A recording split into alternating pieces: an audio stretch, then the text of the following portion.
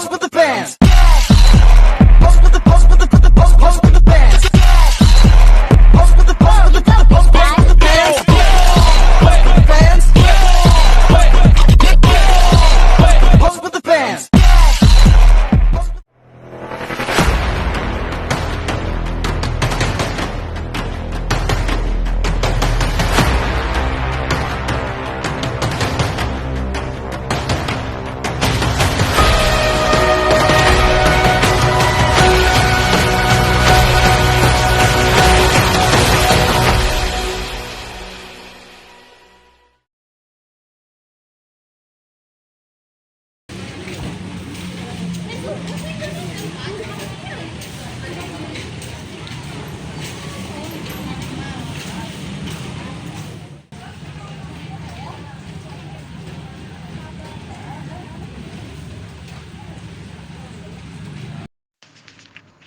Nama saya Septian, saya mahasiswa rantau yang baru beberapa bulan tinggal di kota ini. Saya datang ke kampus dengan harapan bisa belajar dan beradaptasi seperti mahasiswa lainnya. Tetapi sejak awal rasanya tidak semudah itu.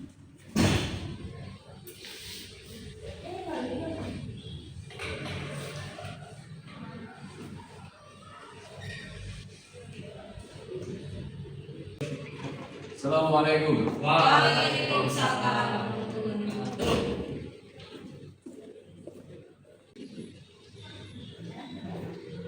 Oke anak-anak, karena pada pagi hari ini kalian baru pertama kali kuliah, Bapak pengen nanya nih, siapa dari kalian yang masuk ke sini tuh karena yang dari SNBT, angkat tangannya. Saya Pak. Oh banyak ya. Terus kalau yang dari SNBP coba Bapak mau lihat. Oh banyak juga. Terus mandiri ada nggak? Oh ada ya mandiri. Wow banyak juga ya yang nggak masuknya segala macam. Tapi kok kamu dari tadi nggak ada angkat tangan? Kenapa? Siap, izin menjawab Prof. Saya masuk ke sini lewat jalur beasiswa dan kuliah full gratis sampai lulus Prof. Wah, kamu keren banget ya masuk ke sini karena beasiswa. Semangat terus ya belajarnya. Bagus, keren kamu. Siap Prof. Wah, bisa kita dengar ya tadi banyak sekali yang masuk ke sini karena jalur yang lain dan ada yang masuk beasiswa nih. Nah, tapi sebelum itu kayaknya enak deh kalau kita kenalan terlebih dahulu. Mungkin Bapak mau dengar nama kamu, bisa? Siap Prof. Sebelumnya perkenalkan nama saya Septian Saputra. Biasa dipanggil Septian, asal saya dari Bekasi, asal sekolah saya dari SMA Negeri 1 Cibaduyut. Anjir dari Bekasi bukan dari Timur sih.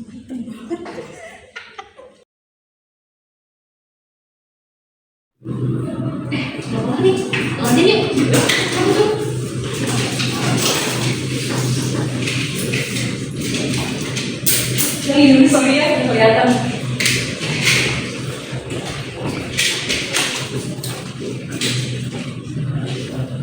Itu 9 lagi. Ini mau dong? Iya.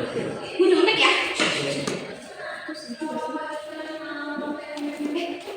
Tem, apaan ini sih di sini? Ini baca apa ini? OP dan UPA dari 23. Oh, mau jadi pinter ya. Bisa lagi bang. Nih, balikin dong. Balikin dong, mau. Iya dong. Oh, jelasin kan. Bapak.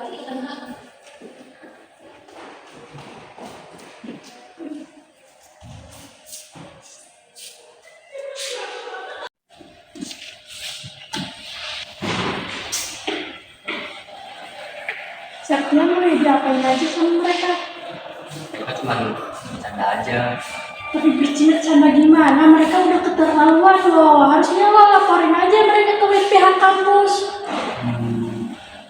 Mereka cuma bercanda aja kali. Canda. Harusnya lo pikirin lagi tindakan mereka ke lo. Kalau gitu gue pergi ya. Oke, ada Risma. Iya.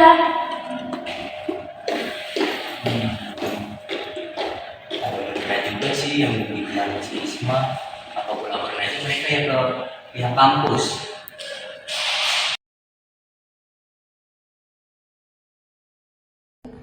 Baik, selanjutnya yang terakhir ada opportunity theory, yang dimana kejahatan pulau mas terjadi karena peluang situasional yang terbuka, keamanan rumah lemah, pengawasan lingkungan minim, CCTV tidak berfungsi, dan nilai aset korban.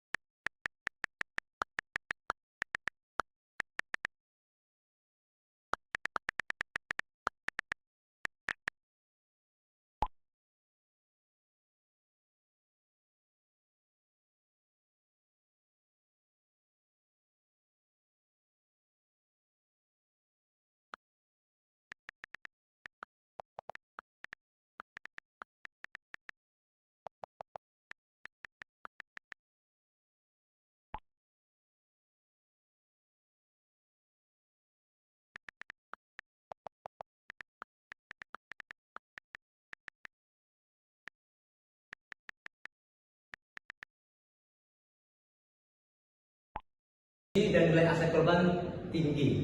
Kondisi ini memberi celah bagi pelaku untuk merencanakan aksi secara matang dan menjalankannya tanpa hambatan berarti. Sekian presentasi dari saya. Kurang lebihnya terima kasih.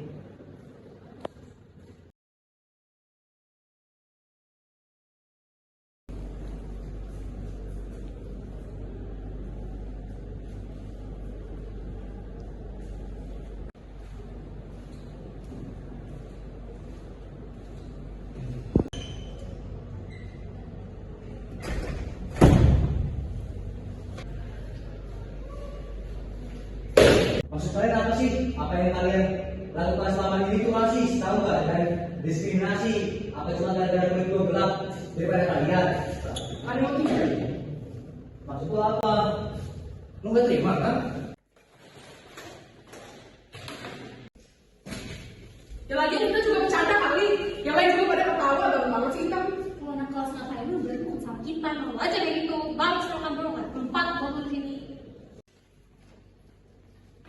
Kalian apaan sih? Kalau kalian ini kayak gak punya hati tau. Pergi.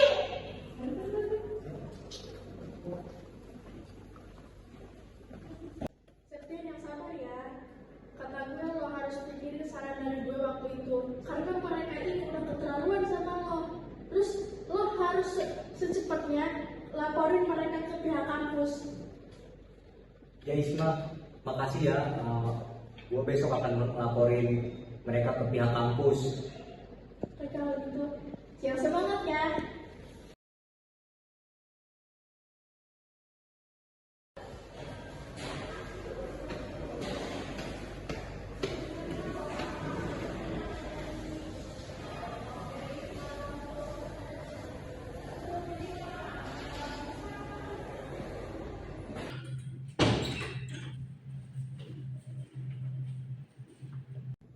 Permisi Pak, saya Septian. Ya silakan dulu. Saya mau membuat laporan terkait tindakan diskriminasi yang dilakukan oleh beberapa mahasiswa terhadap saya. Ngapain mereka?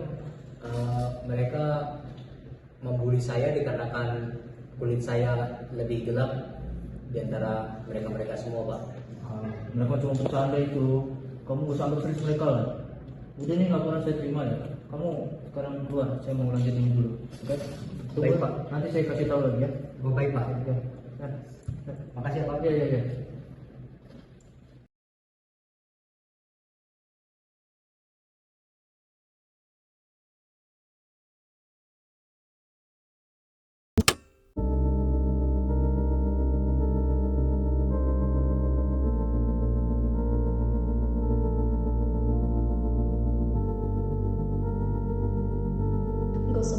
gak ada tempat buat lo di sini.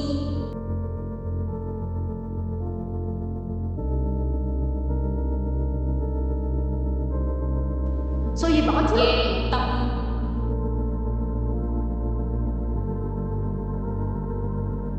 Balik sono ke kampung lo. Jauh-jauh lo hitam.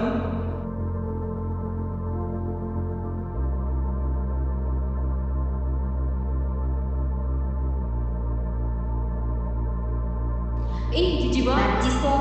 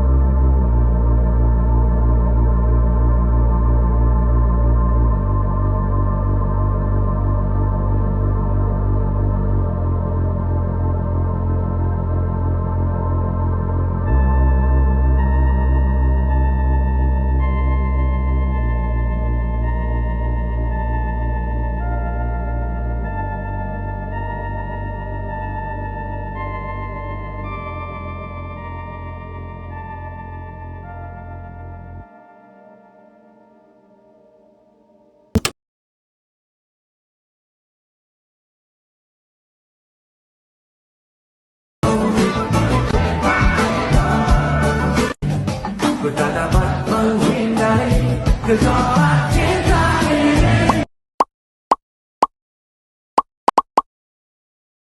Nah, tadi kita udah lihat bentuk diskriminasi ras dan etnis dalam kehidupan sehari-hari kita, bahkan dalam ruang lingkup pendidikan sekalipun. Hal ini bukan hanya merugikan secara moral, tapi juga memiliki konsekuensi hukum yang jelas. Dalam bagian ini akan menjelaskan apa saja yang dikategorikan dalam Undang-Undang Nomor 40 Tahun 2008 tentang penghapusan diskriminasi ras dan etnis beserta sanksinya. Telah terjadi dalam berbagai bentuk, mulai dari pembatasan akses pendidikan, pekerjaan, sampai ujaran kebencian kepada kelompok etnis tertentu. Nah, maka dari itu negara harus memastikan hal ini tidak terjadi lagi. Maka dari itu, tahun 2008 lahirlah Undang-Undang Penghapusan Diskriminasi Ras dan Etnis Nomor 40 sebagai upaya hukum yang melindungi secara tegas berdasarkan komitmen internasional dalam penghapusan diskriminasi rasial ini. Undang-undang ini mendefinisikan diskriminasi ras itu sebagai tindakan yang membedakan, mengurangi, ataupun pembatasan yang ditunjukkan kepada orang-orang yang memiliki perbedaan ras ataupun mempunyai etnis yang berbeda daripada orang pada umumnya, yang dimana perbuatan ini itu bisa menyebabkan mengurangi atau menghilangkan hak-hak orang tersebut. Nah, secara sederhananya itu diskriminasi ras ini adalah tindakan yang tidak adil yang dilakukan kepada orang-orang yang mempunyai perbedaan ras atau etnis daripada orang-orang secara umum. Selanjutnya, apa saja sih perbuatan yang dikategorikan sebagai tindak pidana diskriminatif? Pertama, perbuatan diskriminatif dalam berbagai bidang kehidupan. Terdapat pada pasal 4 sampai pasal 6 yang mengatur bahwa tindakan diskriminatif dalam bidang pekerjaan, pendidikan, kesehatan, perumahan, pelayanan publik, serta perlakuan di depan hukum tidak boleh dilakukan. Contohnya, menolak memberikan pelayanan administrasi kepada warga atau etnis tertentu. Yang kedua, menolak menerima seorang karyawan dengan alasan etnis. Untuk perbuatan tadi, tindak pidana yang diberikan tindak pidana yang diberikan 1 tahun hingga 100 juta rupiah. Selanjutnya, pasal 7 mengatur larangan melakukan perbuatan yang menimbulkan kebencian atau pemusuhan terhadap seseorang atau kelompok ras dan etnis tertentu. Perbuatan ini bisa dilakukan melalui perkataan, tulisan, gambar, bahkan konten di media sosial. Contoh nyatanya yaitu ucapan yang sengaja menyudutkan suatu golongan ras dan etnis dan memancing kebencian publik, atau konten di media sosial yang menyudutkan suatu golongan kelompok tertentu. Ancaman pidana pada pasal ini jauh lebih berat, yaitu pidana penjara maksimal 5 tahun dan denda hingga 500 juta rupiah. Selanjutnya pada pasal 8 melarang tentang penyebaran ide atau konsep tentang superioritas suatu ras atau etnis. Hal ini dilarang karena berbahaya, dapat memicu diskriminasi serta konflik sosial. Hal ini ancaman pidananya berupa 5 tahun penjara dan 500 juta rupiah denda. Pada pasal 9 menetapkan larangan menghalangi seseorang untuk menjalankan hak dasar di bidang pekerjaan, pendidikan, perumahan, maupun pelayanan publik berdasarkan ras atau etnis. Contohnya menolak memberikan izin tinggal, menyulitkan akses sekolah, atau menghalangi kesempatan kerja asal etnis seseorang. Sanksinya berupa penjara hingga 1 tahun sampai atau denda 100 juta rupiah. Undang-undang ini juga menghukum segala kegiatan yang berkaitan dengan pembantuan, percobaan, dan persekongkolan dalam melakukan tindakan diskriminasi. Jadi bukan hanya pelaku utama saja yang bertanggung jawab, tetapi siapapun yang membantu dalam tindakan diskriminasi tersebut.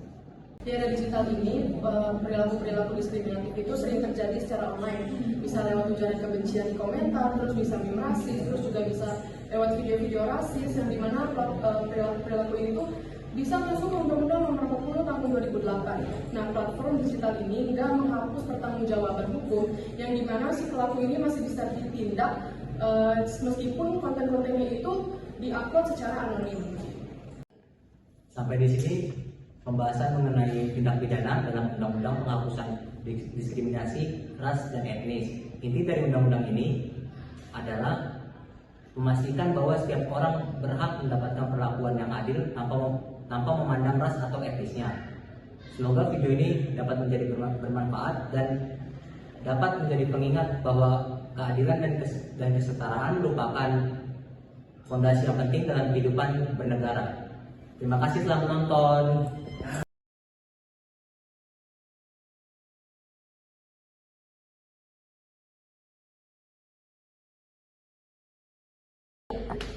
Septian yang sabar ya. Gue gak ngomong lagi, gue di aja. Kamu gak jangan ngomong.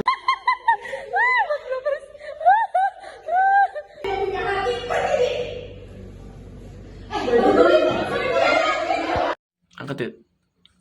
Kayak digantungin kakinya. Lemas. Bagus. Lemas goyang. Dah. Tahan. Iya gitu. Perut gua tuh.